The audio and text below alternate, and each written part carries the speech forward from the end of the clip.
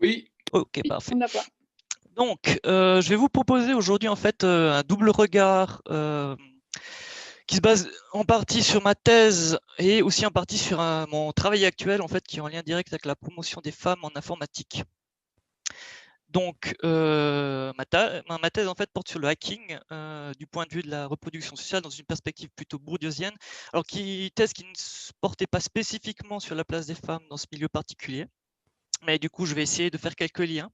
Alors, juste pour contextualiser rapidement la thèse, donc le hacking, je l'ai compris comme une contre-culture informatique qui promeut une forme finalement d'autodidaxie collective, une forme d'auto-apprentissage qui peut passer par exemple par le logiciel libre, qui permet de voir comment un logiciel est conçu, de pouvoir faire le modifier à loisir, mais aussi et surtout peut-être dans des collectifs de hacking qui mélangent les profils, c'est-à-dire des amateurs vont pouvoir être en contact avec des professionnels et voire également des militants.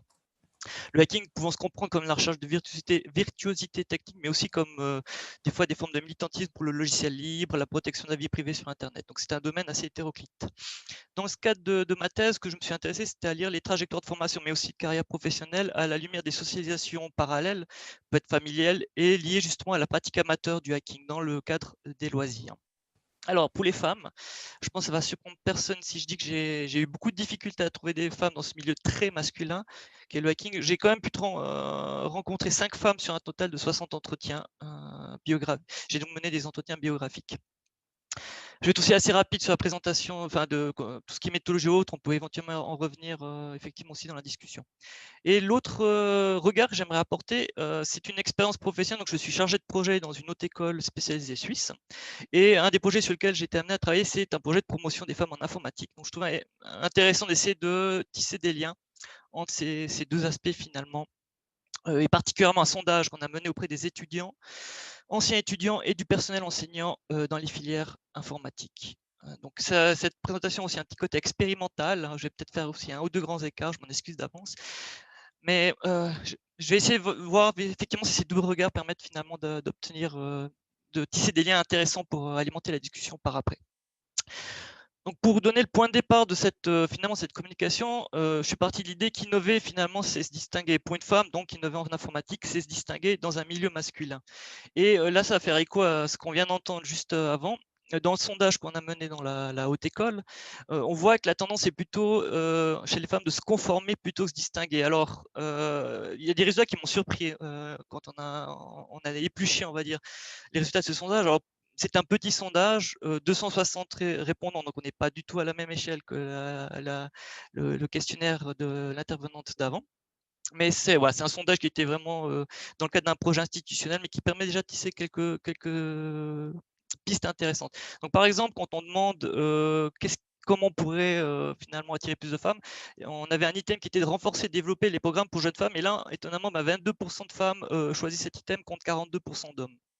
Donc les femmes qui finalement montrent moins d'attrait pour ces mesures qui les mettent un petit peu en avant. On leur a aussi demandé typiquement qu'est-ce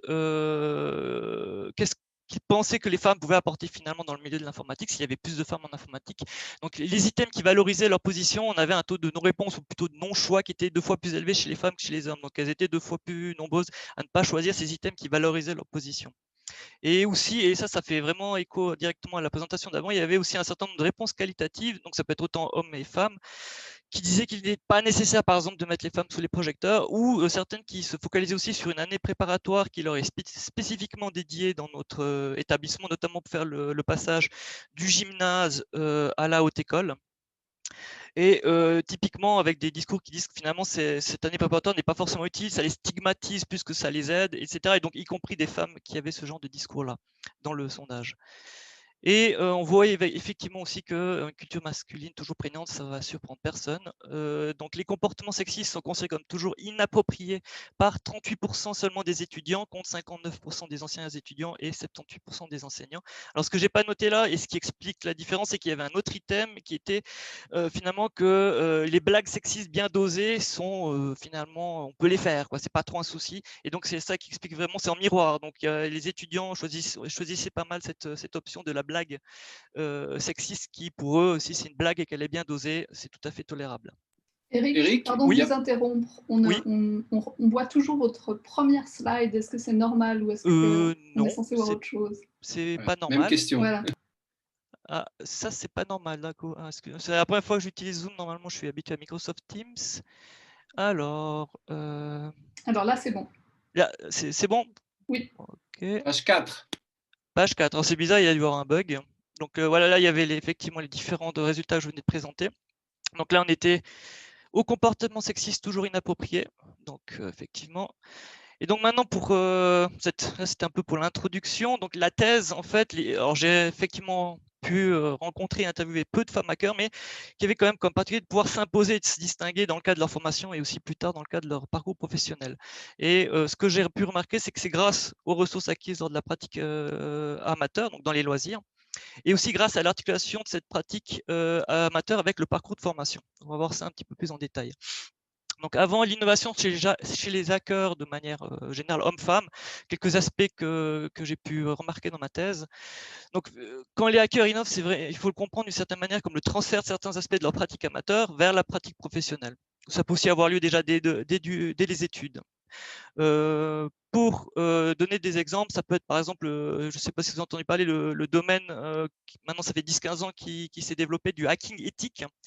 Donc de compétences finalement qui à l'époque ne pouvaient pas s'apprendre à l'école, donc des techniques par exemple d'intrusion, qui sont maintenant effectivement proposées par des entreprises qui fournissent des services d'audit, par exemple aux banques, aux assurances, etc. etc. Ça défile pas. C'est normal. Là, ça défile, hein. Page 3, on est. Page 3. Bon, écoutez, alors je vais couper j'ai un problème là, il y a un problème de compatibilité avec ma présentation, c'est un peu embêtant. Page Je vais 5.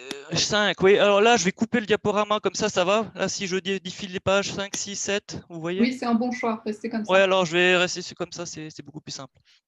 Ouais. Désolé pour ce petit. Peut-être parce que je suis sous LibreOffice et pas Microsoft Office, je ne sais pas. Donc, j'en étais où? Donc, oui, le transfert, l'innovation chez les hackers, finalement, c'est un transfert de la pratique amateur vers la pratique professionnelle. Cette capacité à innover et à adosser la possession d'un diplôme du supérieur qui permet de légitimer finalement leurs compétences, y compris si elles sont acquises dans les loisirs. Et l'articulation entre pratique amateur et formation, c'est finalement aussi ça leur permet de traduire leurs compétences acquises dans les loisirs dans un registre légitime. Et quid finalement des femmes hackers? Donc, ce que je remarque, c'est que l'initiation à l'informatique passe plus exclusivement par des médiations scolaires, dans le cas des femmes hackers, ce qui est assez intéressant. Et à une exception près, la pratique amateur démarre plus tardivement. Elles ont, au cours de leur parcours, des loisirs plus diversifiés, ce qui a aussi un impact justement sur la manière dont elles vont se positionner dans les études et plus tard dans leur carrière professionnelle. Donc, pour parler de ce cas, de cette exception justement d'une femme qui a un loisir qui commence de manière assez précoce, donc c'est Laetitia, 39 ans, doctorat en mathématiques, et elle est chef d'équipe et de section au moment où je la rencontre. C'est une fille unique en fait, vers laquelle ses parents vont reposer tous leurs espoirs de promotion sociale. Donc, elle a un père vigneron, puis chauffeur de bus, une femme assistante en soins gériatriques. Et c'est ses parents qui vont lui payer un cours d'informatique un peu avant le secondaire 1, un peu avant le lycée, collège pour les Français. Et donc, à partir de ce cours qui va lui permettre donc, de découvrir l'informatique, toute une série de médiations vont se mettre en place. Donc, elle va, par exemple, durant le lycée ou collège, elle va obtenir le soutien de son directeur pour avoir une dérogation, pour suivre un cours option, parce qu'elle avait déjà choisi un autre cours option en anglais. Ce directeur va aussi lui permettre de se fournir en matériel auprès de l'école, donc avec des gros rabais. Elle va suivre un camp de formation durant le gymnase. Et ensuite, dans les études supérieures, elle va fonder et participer et animer un collectif dédié au logiciel libre. Et pendant son doctorat, elle va prendre en charge bénévolement l'informatique son labo. Donc toute une série de pratiques amateurs qui vont s'articuler assez étroitement tout au long de sa trajectoire finalement avec le parcours de formation. Donc trajectoire qui favorise l'accumulation des capitaux, l'orientation dans son cas vers la technique et la capacité à innover. Alors, pour donner quelques exemples, donc, elle va travailler en fait dans la même institution dans laquelle elle a fait sa formation. Et finalement, son parcours va lui permettre d'accumuler du capital social et symbolique dans cette institution. Donc, on me connaît dans mon domaine, on me connaît dans mon école. S'il y en a un qui commence à faire le malin, il y a tous les autres qui essaient de le faire taire. Donc, ça m'a aussi permis de connaître d'autres gens, aussi le chef de l'informatique. Je l'ai connu quand j'étais étudiante parce qu'il était chef du IT en informatique et il m'a remarqué. Ce qui va l'amener à superviser l'introduction d'une nouvelle activité dans le cadre de son institution de formation, donc du calcul haute performance, et mettre sur pied une équipe ancrée dans la philosophie du hacking. Alors, non pas sans résistance. Elle nous explique notamment, moi je devais faire des choses aux admins avec leur chef qui faisait pipi sur son territoire, il m'a dit t'es qui? Mais résistance finalement qu'elle peut assez facilement contourner ou apaiser du fait de ses soutiens à l'interne. Donc elle est connue, par exemple il y a mon chef qui me soutenait, c'est lui qui a parlé avec des gens, et puis il y avait aussi l'appui des gens qui travaillent dans le domaine. Donc finalement elle arrive à se positionner sur ce terrain technique et même avoir un rôle de leadership dans l'introduction d'une nouvelle activité technique dans l'école. Ensuite, si on compare un peu aux autres parcours de femmes que j'ai pu interviewer, ce qui est intéressant, c'est qu'elles ont généralement une pratique amateur plus tardive et qui va être plus axée sur les aspects militants du hacking. Elles vont moins se positionner sur le terrain technique. Donc, alors, Yvan disait en introduction que vous aviez décidé de ne pas utiliser le terme d'innovation sociale, mais là je le trouvais assez adapté finalement parce que l'innovation va être plutôt chez ces femmes dans la promotion du logiciel libre, durant les études ou durant le cadre du travail. Ce qui aussi d'ailleurs, pour revenir à l'exemple de Laetitia, c'est finalement un collectif. Elle a fondé un collectif dédié au logiciel libre dans le cadre de son institution de formation. Collectif d'ailleurs qui accueillera d'autres femmes. Donc ça c'est un aspect assez intéressant aussi de ce que j'ai pu voir avec les quelques femmes que j'ai rencontrées. Pour donner un exemple un peu concret, on a le cas de Tara, 37 ans, ingénieure diplômée et développeuse indépendante. Donc justement, elle, son initiation à la pratique amateur va commencer durant les études supérieures et justement via le même collectif que dans le cas de Laetitia. Elle va bénéficier de l'entraide entre pairs au sein de ce collectif. Alors ça, c'est quelque chose qui ressort autant chez les hommes hackers que les femmes hackers. Ces collectifs sont très importants pour toutes les ressources qui permettent et toute l'entraide qui permettent finalement de capitaliser. Et dans son cas, finalement, elle va avoir une innovation. Alors, elle va travailler comme ingénieure, mais elle va avoir une innovation qui va être axée moins sur le terrain technique, mais plus sur le terrain militant. Alors, par exemple, elle va commencer sa carrière d'ingénieure dans l'administration publique et elle nous dit ça, je me suis un peu inventé le job, j'étais madame logiciel libre à l'État de X, donc dans le canton dans lequel elle travaille. Puis après cette phase dans l'administration publique, elle va avoir un projet entrepreneurial où elle va participer à la fondation d'une entreprise qui vend des ordinateurs qui durent 10 ans seulement avec des logiciels libres. Entreprise qui malheureusement ne rencontrera pas un grand succès économique. Donc voilà pour ce bref aperçu de ce que j'ai pu voir chez les femmes hackers que j'ai interviewées. Alors j'aimerais revenir un petit peu maintenant sur mon expérience professionnelle, donc dans une autre école, et sur quelques résultats de ce sondage. Et pour voir en fait finalement quel est le vécu des femmes ingénieures au moment, donc à l'heure actuelle, dans cette école. Donc ce qui est intéressant, c'est de voir que c'est des étudiantes qui sont un peu moins à part si on les compare avec les anciennes étudiantes, mais il y a quand même deux, trois différences assez intéressantes si on les compare par contre avec leur père masculin. Donc là, ce qui est intéressant de voir, c'est de comparer la barre orange qui représente finalement les réponses des étudiantes avec la barre bleue, celle de leur père masculin, avec la barre aussi jaune du coup qui est celle des anciennes étudiantes qu'on a pu contacter via les alumni. Malheureusement, ce n'était pas très nombreuses. Donc ce qu'on voit, c'est que déjà finalement les femmes, les étudiantes finalement se dirigent. Alors là, c'est le choix d'étudier l'informatique, se dirigent finalement en informatique pour des raisons assez analogues à leurs collègues masculins. Ce qui contraste pas mal avec les étudiants, avec les anciennes étudiantes, par exemple, on voit qu'il y a des personnes, elles étaient assez nombreuses, la moitié, à se diriger vers l'informatique sur recommandation de quelqu'un de leur entourage, ce qui n'est plus forcément le cas chez les étudiantes. Et de même, on voit que les étudiantes comme les étudiants sont intéressés par l'aspect bon poste, bon salaire, ça c'est ici.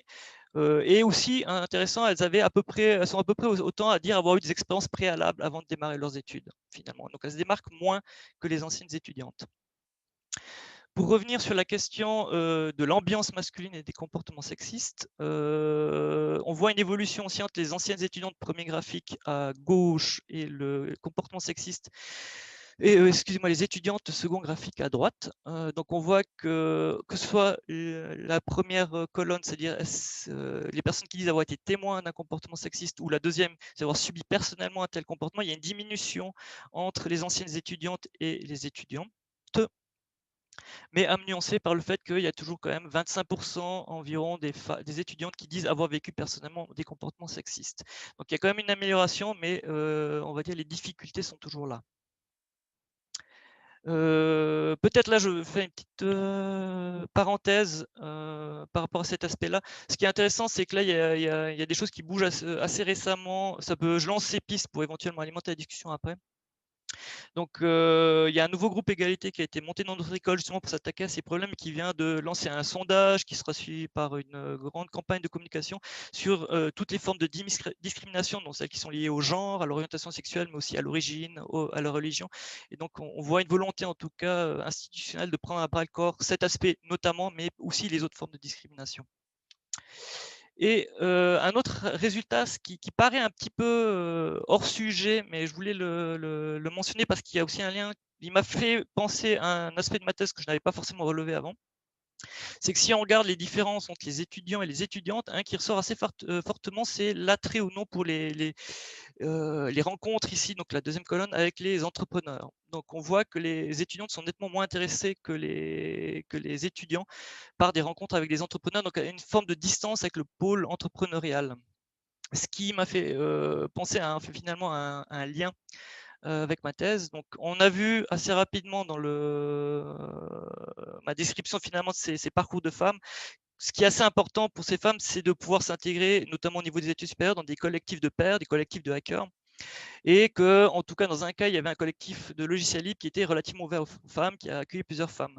Et j'ai pu observer au sein d'une même institution de formation, donc en interviewant des interviewés qui ont 10-12 ans d'écart, mais qui sont tous passés par la même institution, que c'est ce que j'appelle des pratiques interstitielles du hacking. Dans le cas de cette institution, finalement, ils ont glissé du logiciel libre à l'entrepreneuriat, donc avec un collectif qui fait plutôt des hackathons, qui développe un partenariat avec une grande multinationale.